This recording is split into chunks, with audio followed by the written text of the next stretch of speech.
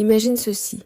Tu es une jeune épouse nommée Margot, âgée de 20 ans, debout dans l'embrasure d'une petite maison de pierre en l'an 1347. Ton nouveau mari, Henrik, s'avance vers la chambre nuptiale et les joncs étalés sous tes pieds nus craquent à chacun de tes pas hésitants. La lueur des chandelles danse sur son visage marqué par les années, lui qui a été choisi par ton père pour ses 3 pores et son demi-arpent d'orge.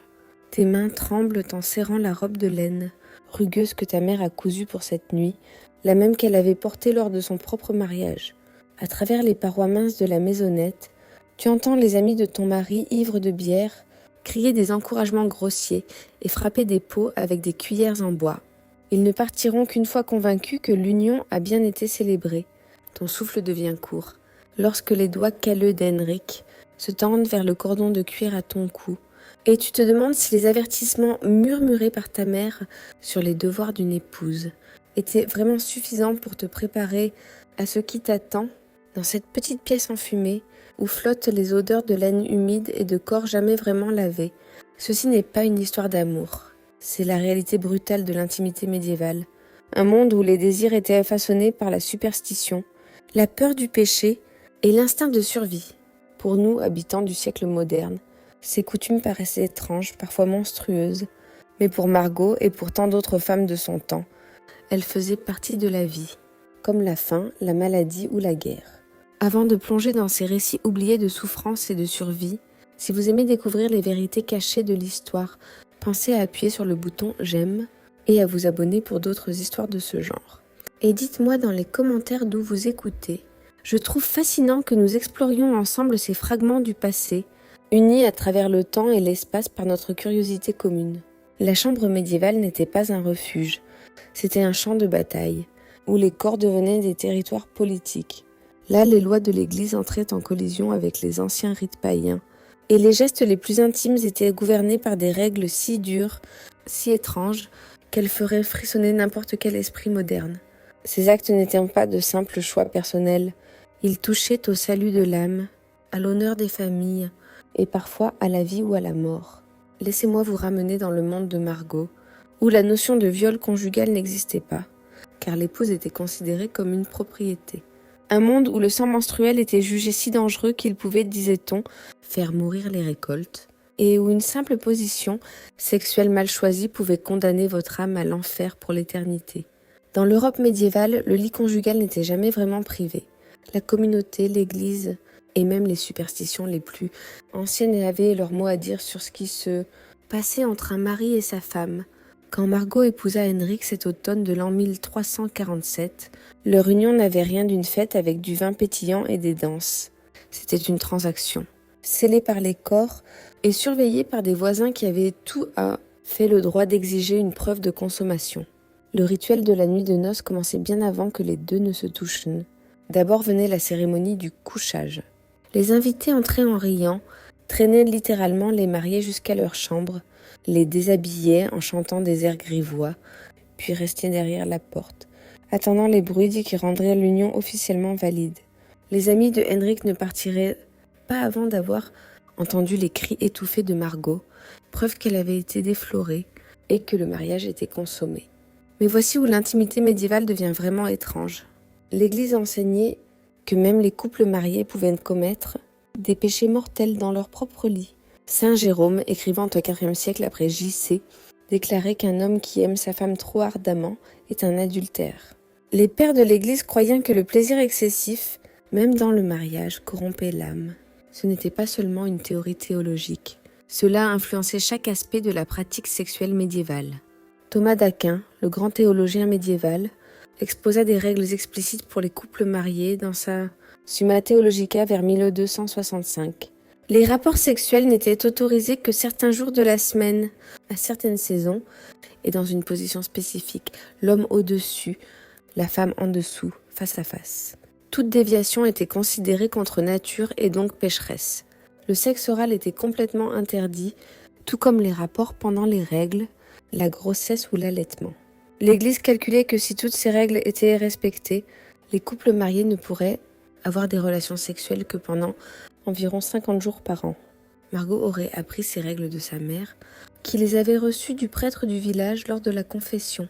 Le poids de la damnation éternelle pesait sur chaque moment intime. Lorsque Henrik l'atteignit un mercredi interdit, pendant le carême, elle se retrouva face à un choix impossible.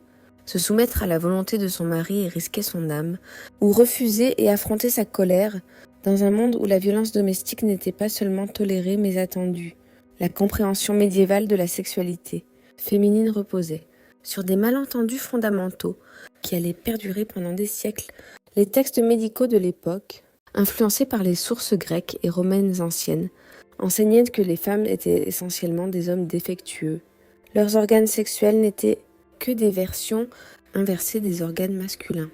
Le vagin était considéré comme un pénis à l'envers et les ovaires comme des testicules internes.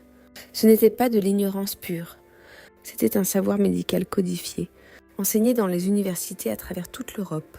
Ces croyances avaient des conséquences profondes sur la manière dont les médiévaux comprenaient le désir et le plaisir féminin. Le médecin Constantin l'Africain, écrivant au XIe siècle après J.C., affirmait que les femmes éprouvaient le plaisir sexuel différemment des hommes. Elles nécessitaient une stimulation prolongée et plusieurs orgasmes pour concevoir.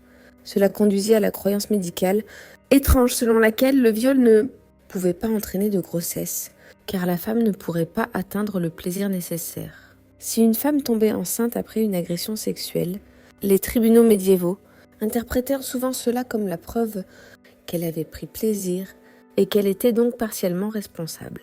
La mère de Margot avait peut-être mis en garde sa fille contre l'utérus errant, une condition que les médecins médiévaux croyaient capable de provoquer hystérie, folie et même la mort. Ils pensaient que l'utérus pouvait littéralement se déplacer à l'intérieur du corps d'une femme, remonter pour étrangler le cœur ou descendre pour s'échapper par le vagin. Les traitements incluaient la fumigation du vagin avec des odeurs agréables pour attirer l'utérus à sa place ou l'application de substances malodorantes sur le nez pour le repousser vers le bas. La période médiévale héritait d'un réseau complexe de croyances sur la fertilité provenant des traditions païennes que l'Église n'avait jamais complètement réussi à éradiquer. Les sages-femmes du village, souvent accusées de sorcellerie par les générations suivantes, conservaient un savoir secret sur les herbes, rituels et pratiques destinés à favoriser la conception, empêcher une grossesse ou garantir la naissance de garçons. Dans les forêts entourant le village de Margot, les femmes récoltèrent certaines plantes sous la pleine lune. La menthe royale et le thym étaient infusés en tisane capable d'empêcher la grossesse.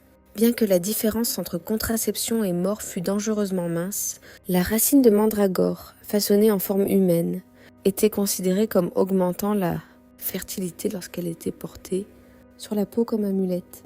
La racine était si précieuse que des versions contrefaites, sculptées dans du bois, circulaient couramment sur les marchés médiévaux. L'Église condamnait officiellement ces pratiques comme de la sorcellerie.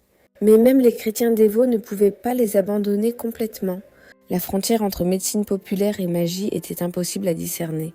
Une femme pouvait prier Sainte Marguerite pour un accouchement sûr, tout en enterrant un morceau de placenta sous son seuil pour assurer sa fertilité future. Elle pouvait porter un crucifix à l'église, tout en cachant un morceau d'ambre entre ses seins pour éviter une fausse couche. La contraception médiévale était un mélange dangereux de superstition, de poison et de désespoir. On enseignait aux femmes de sauter en arrière 7 fois après un rapport pour prévenir la conception, ou de boire du vin mélangé à des abeilles écrasées. Plus dangereuses encore étaient les potions à base de mercure, de plomb et d'autres substances toxiques qui tuaient souvent la femme avec toute grossesse potentielle. Les conséquences d'une grossesse non désirée étaient graves. Dans un monde sans contraception fiable, les femmes étaient constamment menacées de mourir en couche. Les taux de mortalité maternelle étaient stupéfiants.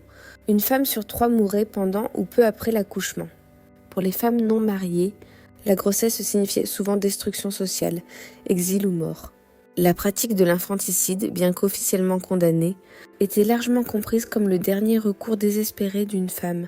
Les négociations matrimoniales médiévales se déroulaient comme des campagnes militaires, avec les corps comme principal champ de bataille. Lorsque le père de Margot arrangea son mariage avec Henrik, sa virginité était littéralement sa dot, plus précieuse que tout or ou bétail qu'il pouvait offrir. L'hymen devint une monnaie d'honneur, échangée entre les familles comme preuve de la pureté de leurs filles et de leur propre réputation. La nuit de noces ne concernait pas seulement la consommation. Il s'agissait de la vérification publique de la virginité de la mariée. Les draps ensanglantés étaient exposés à l'Assemblée comme preuve que le mariage était légitime. Si aucun sang n'apparaissait, la mariée pouvait être renvoyée à sa famille dans le déshonneur, marquée comme fraudeuse, voire tuée pour tromperie. La pression sur les jeunes épouses était énorme. Certaines piquaient secrètement leurs doigts ou cachaient du sang de poulet pour falsifier la preuve exigée par leur nouvelle famille. Mais la compréhension médicale médiévale de la virginité était profondément erronée. On croyait que l'hymen était une membrane solide, bloquant complètement l'ouverture vaginale, alors qu'en réalité il s'agit d'un tissu partiellement flexible. Son absence était considérée comme une preuve absolue d'activité sexuelle, alors qu'il peut se déchirer simplement à cheval en soulevant des charges lourdes, ou même par variation naturelle de l'anatomie. La doctrine de l'Église concernant la consommation créait ses propres pratiques étranges. Un mariage n'était considéré légal que si les rapports sexuels avaient eu lieu, ce qui signifiait que prouver ou infirmer la consommation devenait une affaire judiciaire. Les tribunaux ecclésiastiques examinaient à la fois le mari et la femme, les interrogeant séparément sur les détails intimes de leur nuit de noces.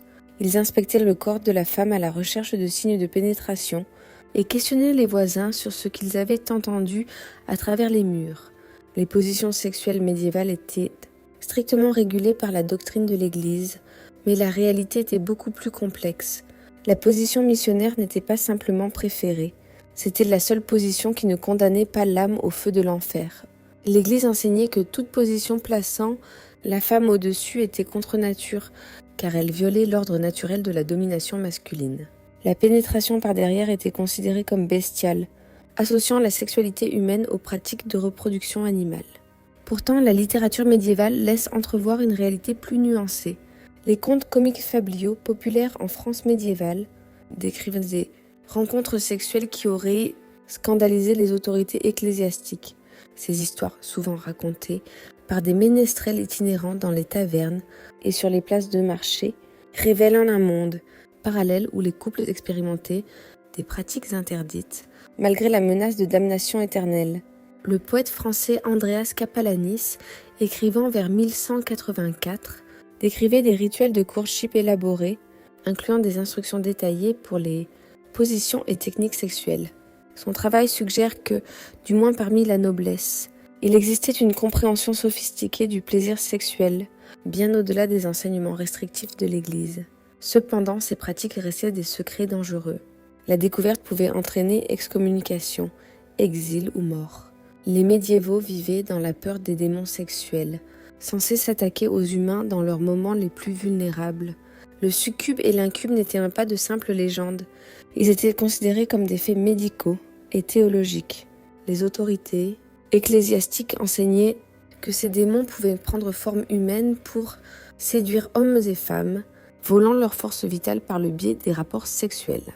Le succube, démon féminin qui séduisait les hommes, était tenu responsable des émissions nocturnes, des rêves sexuels et de toute pensée sexuelle survenant en dehors du mariage. Les théologiens médiévaux développaient des théories élaborées sur le fonctionnement de ces démons. Ils croyaient qu'un démon pouvait d'abord prendre une forme féminine pour recueillir le sperme d'un homme, puis se transformer en forme masculine pour imprégner une femme avec le sperme volé. Tout enfant né de cette union était considéré comme maudit ou démoniaque. L'incube représentait une menace encore plus grande pour les femmes médiévales. Ces démons masculins étaient réputés plus forts physiquement que les humains, capables de dominer leurs victimes.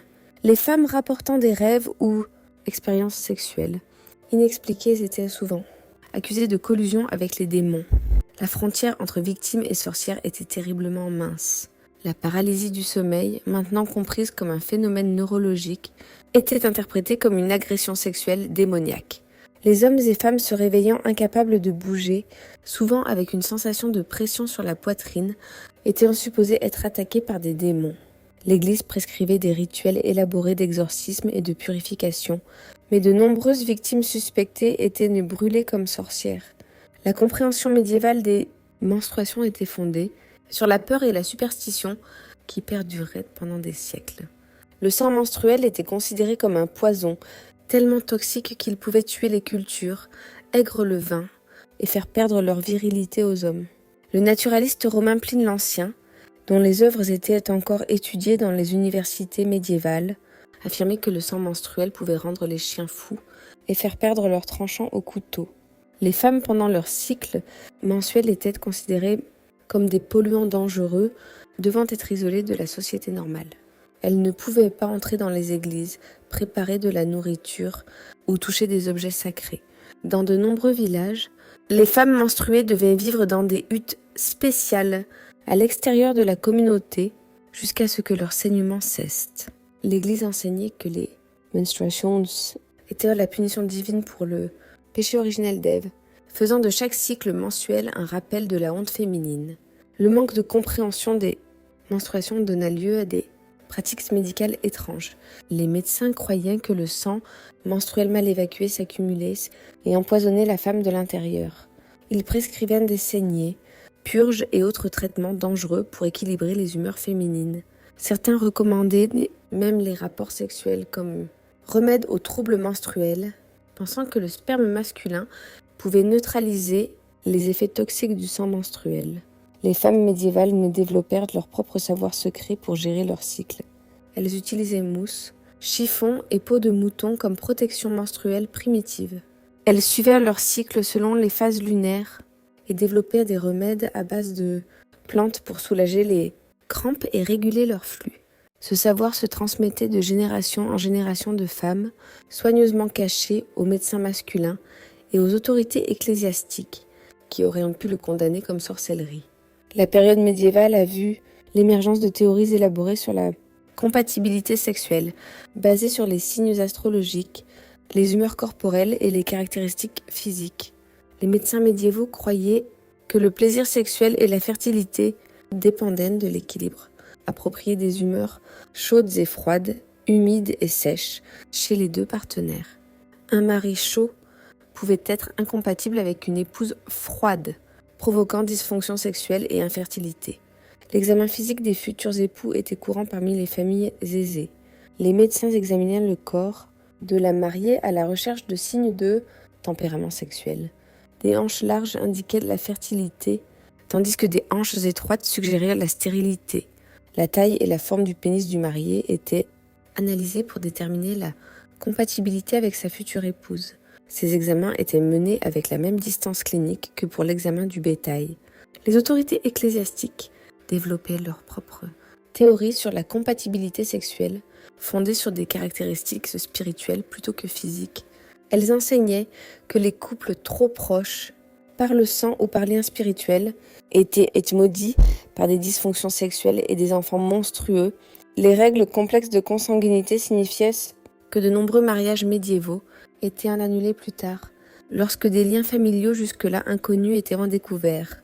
La sexualité médiévale était profondément liée au concept d'honneur, de honte et de statut social. La puissance sexuelle d'un homme était directement liée à sa réputation de guerrier et de chef. L'impuissance n'était pas seulement une défaillance personnelle, c'était une humiliation publique pouvant détruire le statut d'un homme dans sa communauté. Les Français médiévaux développèrent des euphémismes élaborés pour la dysfonction sexuelle, créant un vocabulaire de la honte qui imprégnait chaque aspect de l'interaction sociale. Pour les femmes, la réputation sexuelle était encore plus fragile. Le moindre soupçon d'inconduite pouvait détruire les perspectives de mariage d'une femme et l'honneur de sa famille. Les villes médiévales étaient de petites communautés où tout le monde connaissait les affaires des autres. Une femme vue en train de parler à un homme qui n'était ni son mari ni un parent pouvait être stigmatisée. Les standards de comportement féminin étaient si stricts que même les femmes mariées vivaient dans la peur constante des commérages et accusations. Le système juridique médiéval reflétait ces anxiétés sexuelles dans le traitement du viol, de l'adultère et des agressions sexuelles. Le viol n'était pas défini comme un crime contre la femme, mais comme un crime contre l'homme qui la possédait, son père, son mari ou son seigneur. La punition pour viol variait considérablement selon le statut social de la victime et de l'auteur.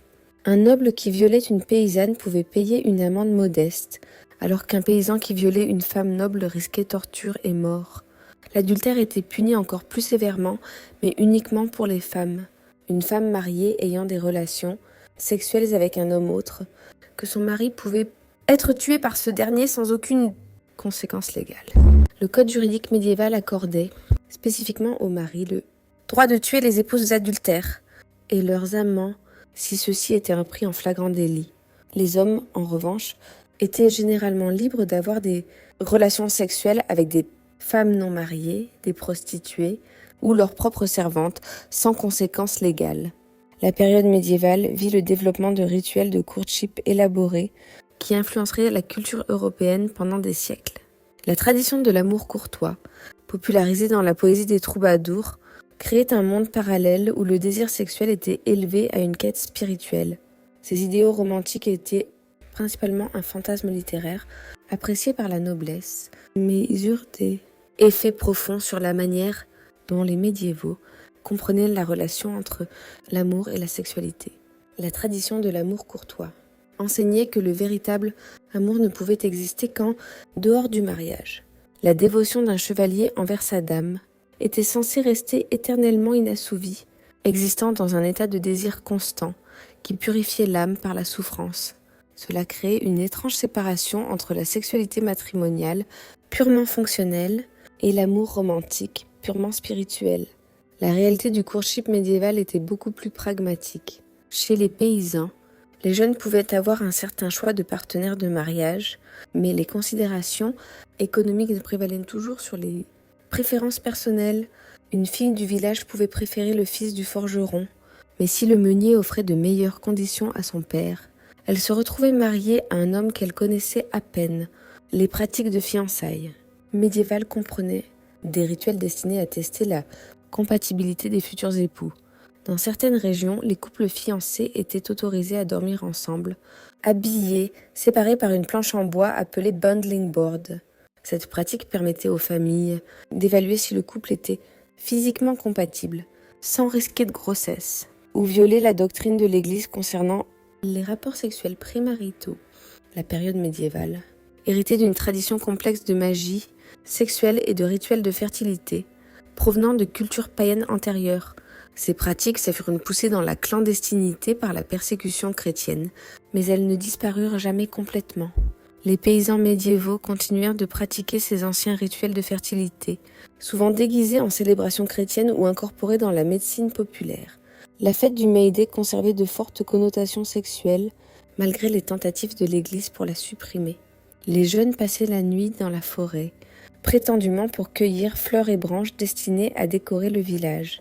En réalité, le May-Day était une occasion d'expérimentation sexuelle et de courtship, en dehors des restrictions habituelles de la vie villageoise. De nombreuses grossesses étaient calculées pour résulter de rencontres lors du May-Day, ce qui entraînait un pic de naissance en février. Les célébrations de mariage comprenaient de nombreux rituels de fertilité, destinés à assurer le succès reproductif du couple. La mariée pouvait être couverte de grains ou de noix pour favoriser la grossesse. Le lit de mariage était béni avec de l'eau bénite, mais également préparé en secret avec des herbes et des amulettes, censées améliorer la fertilité. Ces pratiques représentaient une tentative désespérée de contrôler la reproduction, dans un monde où la mortalité infantile était dévastatrice, et la survie des familles dépendait de la naissance d'enfants en bonne santé. La compréhension médiévale de la conception était un mélange étrange de philosophie aristotélicienne, de doctrine chrétienne et de savoir populaire. Les médecins médiévaux croyaient que les hommes et les femmes produisaient tous deux du sperme qui se combinait lors des rapports sexuels pour créer une nouvelle vie. Ils enseignaient que l'orgasme féminin était nécessaire à la conception, ce qui conduisait à la croyance tragique que les femmes, enceintes après un viol, devaient avoir apprécié l'expérience. Les médiévaux développaient des théories élaborées sur la manière d'influencer le sexe des enfants à naître. Ils croyaient que concevoir pendant certaines phases de la lune produisait des garçons, alors que d'autres conduisaient à des filles. La position des étoiles au moment de la conception était censée influencer non seulement le sexe de l'enfant, mais aussi sa personnalité et ses perspectives futures. La période médiévale vit le développement de méthodes de contrôle et de surveillance sexuelle de plus en plus sophistiquées. L'Église établissait des réseaux d'informateurs qui rapportaient sur la vie privée de leurs voisins. La confession devint un outil pour recueillir des détails intimes sur les pratiques sexuelles, les prêtres interrogeant les pénitents sur leurs moments les plus privés. L'essor de l'Inquisition au XIIIe siècle apporta de nouveaux niveaux de persécution sexuelle. Les hérétiques suspectés étaient torturés pour confesser non seulement leurs croyances religieuses, mais aussi leurs pratiques sexuelles. Les manuels d'interrogatoire, utilisés par les inquisiteurs, incluaient des questions détaillées sur les positions sexuelles, la fréquence des rapports et même les sensations physiques ressenties pendant l'acte. Les prisons médiévales comprenaient des châtiments spéciaux pour les crimes sexuels. Les femmes reconnues coupables d'adultère pouvaient être enfermées dans des cages si petites qu'elles ne pouvaient pas se tenir debout, nourries uniquement de pain et d'eau jusqu'à ce qu'elles meurent de faim. Les hommes reconnus coupables de viol pouvaient être castrés publiquement avant d'être pendus. Ces châtiments extrêmes visaient non seulement à punir les coupables, mais aussi à terroriser l'ensemble de la communauté pour assurer la conformité sexuelle. La période médiévale produisit une vaste littérature de conseils et d'instructions sexuelles, bien que la plupart aient été cachés au peuple ordinaire. Les textes médicaux incluaient des descriptions détaillées des positions et techniques sexuelles, mais ils étaient accessibles uniquement aux médecins instruits et aux mécènes riches. La personne médiévale moyenne apprenait le sexe à travers des conversations chuchotées, des chansons populaires et la mère expérience du tâtonnement. L'Église produisait sa propre littérature sexuelle, mais elle se préoccupait principalement de cataloguer les péchés plutôt que de fournir des conseils positifs. Les manuels pénitentiels listaient des centaines de pratiques sexuelles avec leurs punitions correspondantes. Ces textes révèlent une fascination pour le détail sexuel qui contredit la position officielle de l'Église sur le célibat et la pureté. Les manuels de mariage médiévaux, destinés aux mécènes riches, offrent un aperçu de la vie sexuelle de la noblesse. Ces textes donnaient des conseils sur tout, depuis les techniques de la nuit de noces jusqu'à la gestion des relations sexuelles pendant la grossesse. Ils révélaient une compréhension sophistiquée du plaisir sexuel, caché à la population générale mais clairement pratiqué par ceux pouvant se permettre intimité et discrétion. La période médiévale vit le développement de méthodes de punition et de contrôle sexuel de plus en plus élaborées. La ceinture de chasteté, bien que probablement moins courante que ne le suggère la culture populaire, représente les mesures extrêmes prises par certaines personnes médiévales pour contrôler la sexualité féminine. Ces dispositifs n'étaient pas seulement des contraintes physiques, mais des symboles de la terreur entourant l'autonomie sexuelle des femmes. Les bordels médiévaux étaient à la fois légaux et illégaux simultanément. L'Église condamnait officiellement la prostitution, mais les autorités séculières la licenciaient et la régulaient souvent. Les villes médiévales maintenaient des quartiers rouges officiels où les prostituées travaillaient sous surveillance gouvernementale. Ces femmes devaient porter des vêtements distinctifs, vivre dans des zones désignées et se soumettre à des examens médicaux réguliers.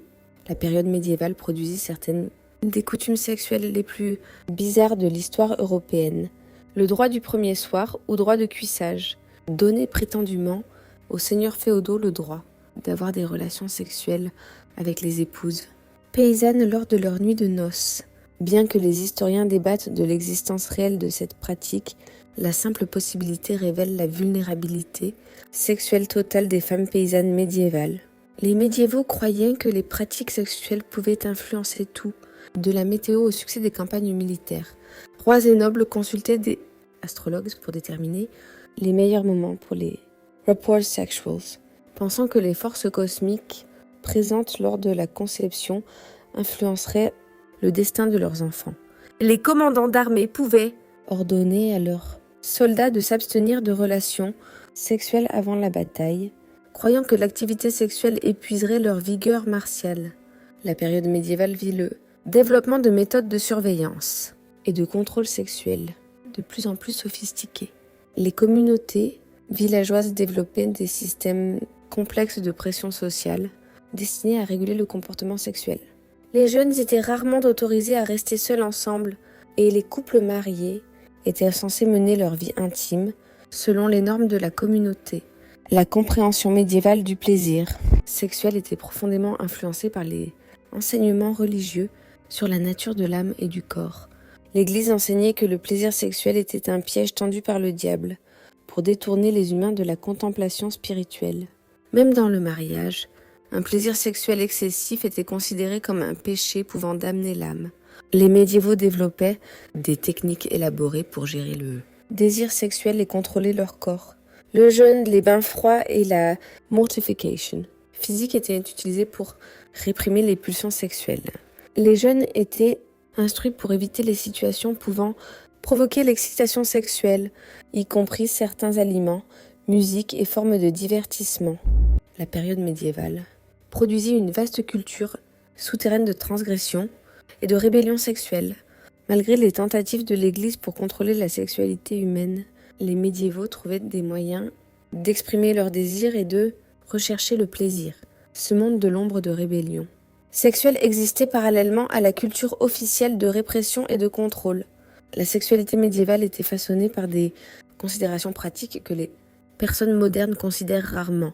Les mariages médiévaux étaient également influencés par des considérations économiques et sociales. Le choix du conjoint était rarement basé sur l'amour ou le désir, mais sur la richesse, le statut social et les alliances familiales. Les familles négociaient minutieusement les dotations et les accords, assurant que le mariage servait autant à consolider le pouvoir qu'à produire des enfants.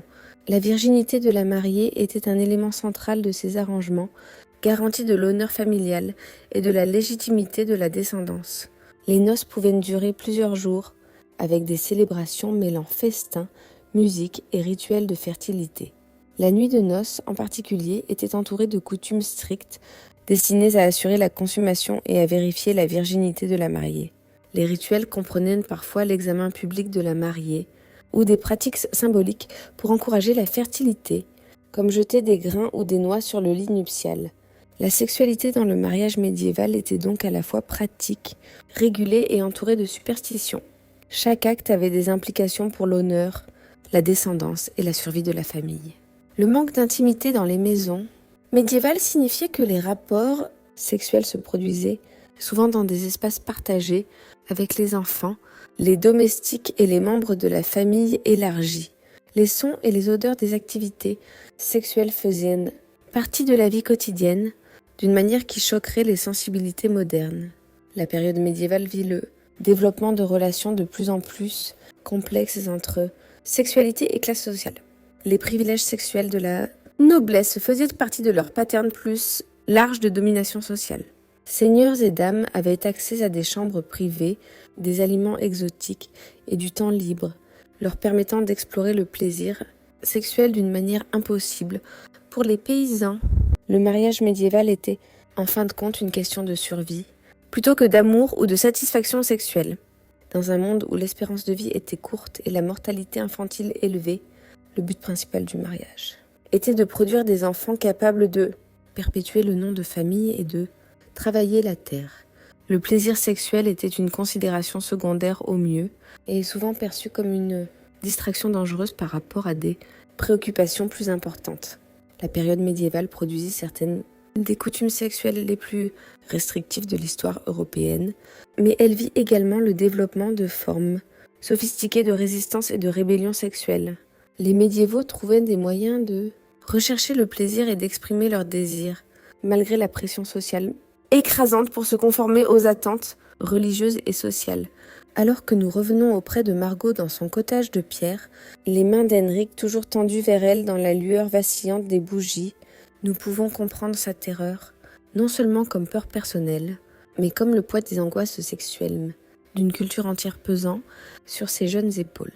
Elle porte le fardeau de la doctrine religieuse, de l'honneur familial, de la surveillance communautaire et de son propre désir désespéré de survie dans un monde qui ne lui offre aucune protection. La période médiévale nous rappelle que la sexualité humaine a toujours été façonnée par le pouvoir, la peur et le contrôle social. Les pratiques et croyances étranges des médiévaux nous semblent aujourd'hui étrangères, mais elles émergent des mêmes besoins et désirs fondamentaux qui guidaient le comportement sexuel à toutes les époques. Comprendre la sexualité médiévale nous aide à reconnaître comment notre propre culture sexuelle reflète les structures de pouvoir et les anxiétés sociales de notre temps. L'intimité médiévale n'a jamais été véritablement intime. Elle était toujours publique, toujours politique, toujours dangereuse. La chambre à coucher était un champ de bataille où les âmes étaient gagnées ou perdues, où l'honneur familial était défendu ou détruit, où les moments les plus privés de la vie humaine étaient régis par des règles conçues pour éliminer le plaisir et maximiser la souffrance. La période médiévale produisit certaines des coutumes sexuelles les plus restrictives de l'histoire européenne, mais elle révèle également l'incroyable résilience du désir sexuel humain. Malgré des siècles de persécutions religieuses, de contrôle social et de sanctions légales, les médiévaux trouvaient des moyens de rechercher l'amour, le plaisir et la connexion intime. Leurs histoires nous rappellent que la sexualité est l'un des aspects les plus fondamentaux de l'expérience humaine, trop puissante pour être complètement contrôlée par un quelconque système d'autorité. Les pratiques sexuelles, étranges et souvent dérangeantes, de l'Europe médiévale n'étaient pas simplement le résultat de l'ignorance ou de la superstition. Elles émergent d'une interaction complexe entre la doctrine religieuse, la structure sociale, la nécessité économique et les besoins humains réels. Comprendre ces pratiques nous aide à apprécier à la fois combien nous avons progressé et combien de tensions fondamentales continuent de façonner la sexualité humaine aujourd'hui. En fin de compte, la période médiévale nous enseigne que la sexualité est toujours politique, toujours dangereuse et toujours essentielle à l'expérience humaine. Les pratiques intimes étranges des médiévaux représentaient leur tentative pour naviguer ces tensions éternelles entre désir et contrôle, plaisir et danger, amour et survie. Leur lutte nous rappelle que la quête de liberté sexuelle et d'intimité authentique n'est pas une invention moderne, mais une aspiration humaine ancienne qui transcende tout moment historique particulier. La lueur des bougies vacille, encore sur le visage buriné d'Henrik, alors qu'il tend la main vers la jeune Margot. Mais maintenant, nous comprenons que ce moment contient tout le poids de la culture sexuelle médiévale, la peur, la superstition, l'espoir désespéré de survie et le désir humain éternel de connexion, malgré des chances impossibles. Dans ses mains tremblantes et ses doigts calleux, nous ne voyons pas seulement deux personnes, mais la collision des angoisses et des désirs sexuels d'une civilisation entière, jouée dans l'espace le plus intime imaginable. Et pourtant jamais vraiment privé, jamais vraiment sûr, jamais vraiment libre